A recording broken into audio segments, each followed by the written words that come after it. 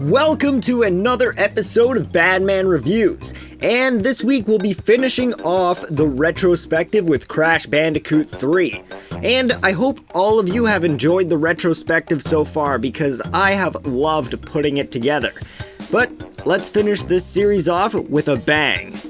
Oh, and before I forget, this game is the only game that's ever been donated to me by a fan. So a huge thank you goes out to the Nightwolf. I really appreciated the letter and the game. So this episode is dedicated to you.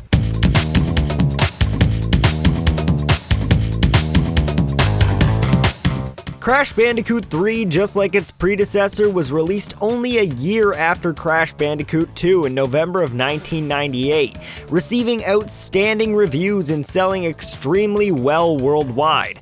Plus, it was the game that made me get a PlayStation 1. Yes, when I was younger, I always had a Nintendo 64. But one fateful day I was at my babysitter's and her grandkid was there with me, and he let me take a turn on his PlayStation 1 with Crash 3, and well, I was instantly hooked. I don't really remember what it was about the game that made it so great, but from my memory, the amazing look of the warp room, the outstanding platforming, and the jet ski levels reminding me of Wave Race 64 made me super excited to play the game more and more, and eventually causing me to get a PlayStation of my own to continue playing Crash 3. The story of Crash Bandicoot Warp takes place directly after Crash 2, even assuming you obtained all the gems, since his space station explodes, sending him crashing into the planet below and releasing a horrible evil known only as Uka Uka, who is Aku Aku's evil younger brother.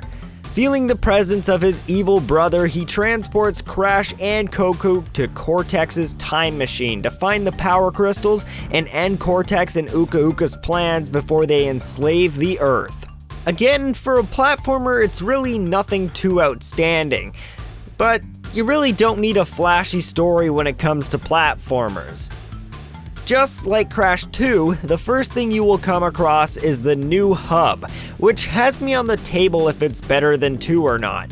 I really liked the idea 2 had where you moved up a level for each warp room you completed, but the overall look of 3's warp room is so much better, allowing you to see what you're up for next and really making you want to unlock that next area. I remember always seeing that awesome future level behind the electric barrier and wanting to unlock those levels so bad. And when I finally did, it was such a satisfying feeling to have. Entering each of these separate warp areas will give you 5 level pads that open a warp to a different level. And wow, compared to the first 2 games, Crash 3 really upped the ante when it comes to level variation. We have medieval times, the Great Wall of China, pirate-infested waters, the future, World War I, Egyptian levels, prehistoric levels, and plenty more, making my complaint about Crash 2 not having enough level variation mute in this game. And not even just level variation, but gameplay variation too. In Crash 2, the only change-up we had from platforming was the jet ski, which was only for a short period of time, and the polar bear levels, but in Crash 3, we have so much more. Including levels where Coco rides on a tiger, jet ski levels that remind me of Wave Race 64, underwater levels with a little sub thing you can ride on sometimes, planes, and racing. I could see how some people may find this as a flaw for the game, seeing as half of the levels include these vehicles, but I for one don't see any issue since there is nothing wrong with the levels. They all control very well. Riding on a tiger feels just as great as it did in Crash 2, the jet ski levels are fast and fun, and the underwater levels control surprisingly well.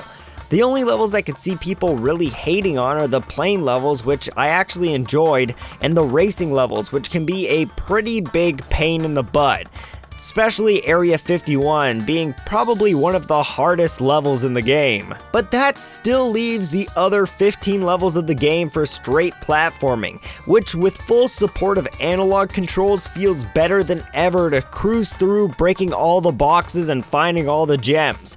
And after finding all the crystals in a warp room, just like Crash 2, we find ourselves against a boss. And really, besides Tiny, every boss in this game is a huge step up from the last two games, really bringing a challenge and fun experience to the game. As you continue to beat each level, these bosses will show up every once in a while to push your buttons and really get you excited to take them down. And if you have seen my top 10 bosses video, you will know that Dingo Dial in this game is my favorite boss in the whole series.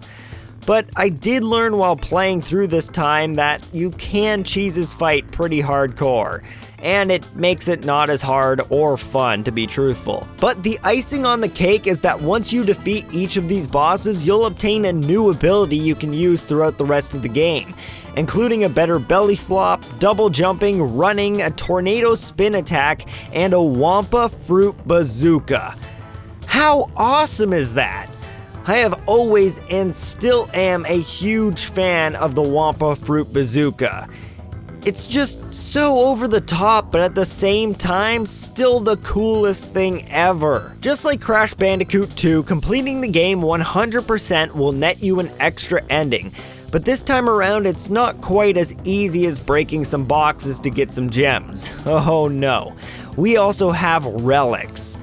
Once you've beaten a level and obtained its power crystal, you can re-enter that level and you'll find a clock. Walking into this clock will remove any Aku Aku power-ups you have currently, change some crates around, and start a timer since it's a race to the end. Yep, beating a level in under the par time will net you a super nice sapphire relic. And if you do find yourself having trouble getting these relics, you can wait till you beat Cortex, then use his sprinting power up to help you dash through the levels quicker. On top of that though, there are also boxes scattered around each level with numbers on them that will pause the clock for a period of time if they are broken. Once you obtain at least 5 of these relics, you will be able to take the platform in the middle of the warp room to the secret area, with 5 more levels that unlock as you get more and more relics. 2 of these are actually just secret entrances to other levels that help you complete them 100%. But the other 3 are 100% brand new levels to play.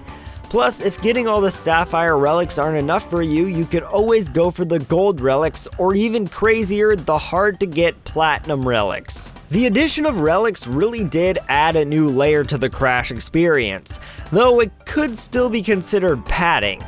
I think it was a great idea, and I always have fun collecting them besides on the racing levels.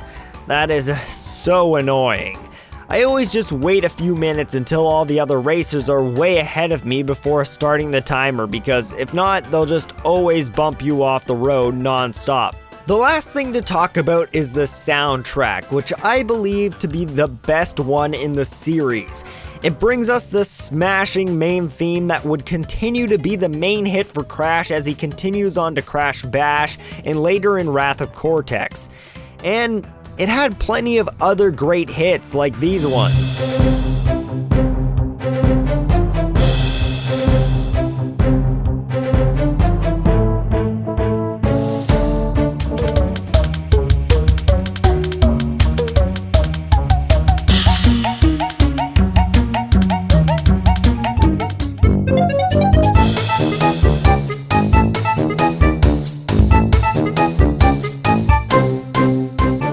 When I first started this series, Crash Bandicoot 2 was definitely my favorite Crash Bandicoot. But now after replaying the series, Crash Bandicoot 3 is definitely 100% my favorite Crash Bandicoot game. It just took everything Crash Bandicoot 2 did and expanded on it tenfold, making it such a better game. But I could also see why some people would like 2 more than 3. It's just personal preference, and for me, the series rated from the best to the worst has to be Crash Bandicoot 3, then 2, and then in last place, Crash Bandicoot 1. I hope you guys enjoyed this series, and don't forget to post in the comments below what you would like to see my next retrospective or marathon review be. And until next time, I'll see all of you in the next video. I just have to give a huge thanks to my Patreon supporters, because without you guys, I would not be making the content I am right now.